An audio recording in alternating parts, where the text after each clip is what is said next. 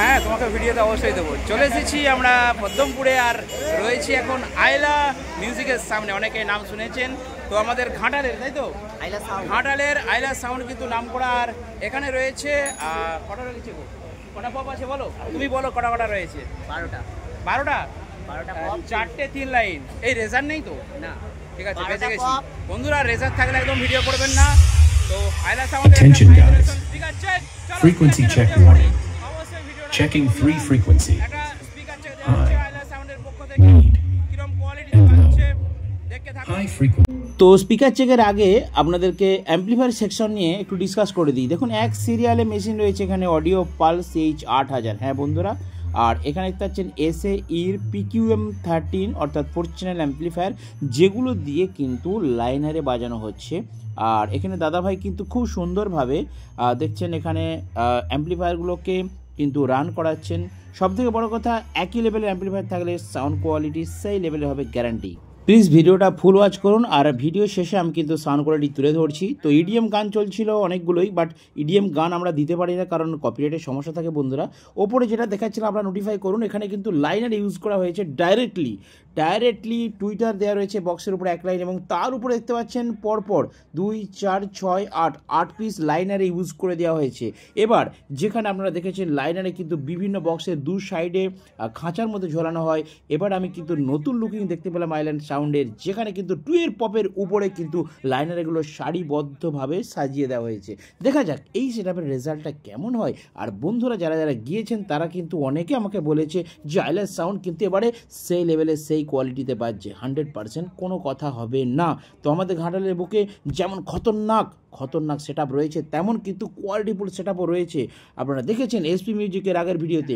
এরপর দেখতে পাচ্ছেন আইলা সাউন্ড, পরপর আমাদের কিন্তু ঘাটালে কোয়ালিটিফুল সাউন্ড সেটআপ তৈরি হয়ে গেছে বস। তো যারা ভাড়া করবেন ফাটাফাট এইসব সেটআপগুলোকে কিন্তু বুক করতে পারেন, কারণ কোয়ালিটি ফিরে আসছে, কোয়ালিটির সেটআপ তৈরি হয়ে যাচ্ছে। তো যাই হোক, লাইটিংয়ের অপারেটর দাদা কিন্তু এখানে লাইটিংয়ের যে পাইলট সেটা রেডি করে নিয়েছেন। আমি টোটাল পরিবেশটা একটু কভার করার চেষ্টা করব। তো আর এখানে কিন্তু দেখতে পাচ্ছেন যে একটি মন্দির প্রাঙ্গণে খুব সুন্দরভাবে কিন্তু 6-6-12টা কিন্তু রয়েছে 2 পপ বেস। তো চলুন আমরা স্কুলের যে চত্বর, স্কুল নয়, সম্ভবত ফিটিং সেন্টার হতে পারে।